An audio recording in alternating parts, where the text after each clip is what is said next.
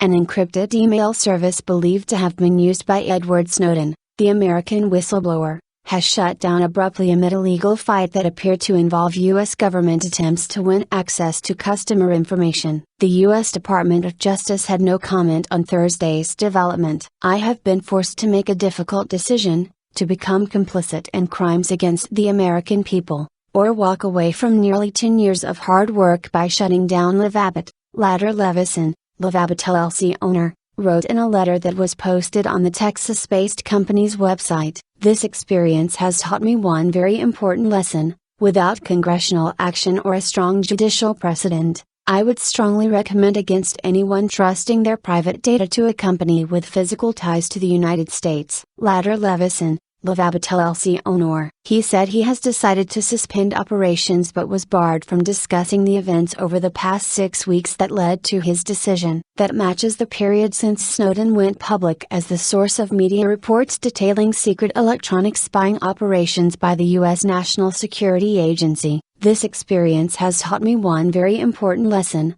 without congressional action or a strong judicial precedent, I would strongly recommend against anyone trusting their private data to a company with physical ties to the United States," Levison wrote. At a Moscow news conference 4 weeks ago, a Human Rights Watch representative said she had been contacted by Snowden from a Lavabit email address, according to news website globalpost.com. Use of effective encryption by regular email users is rare. Some of Snowden's leaked documents show that Google Incorporated, Microsoft Corp. And other large providers have been compelled to help intelligence authorities gather email and other data on their users. The big providers and other companies typically offer encryption but said they cooperate with legal requests, including those by intelligence officials. Pretty extraordinary. Lavabit was an outlier, in part because it had said email was encrypted on its servers and could only be accessed with the user's password. Snowden has been charged with espionage but was granted asylum by Russia,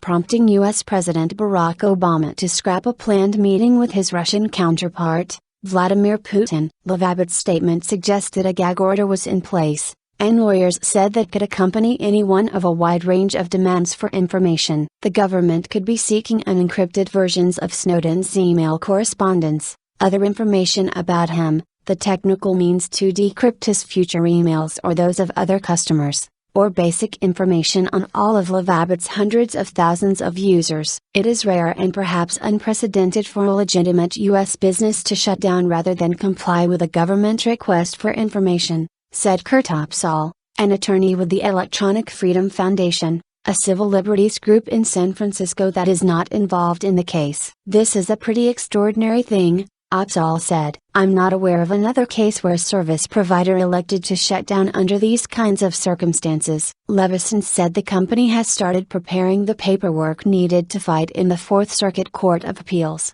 which is based in Richmond, Virginia. He could not be reached for comment. "All of this tells us the same lesson: almost nothing we do on the internet can be protected from government prying and spying," said Michael Ratner, a U.S. lawyer who has worked for anti-secrecy website WikiLeaks, a Snowden ally. To talk privately, meetings will need to take place in large parks with plenty of tree cover.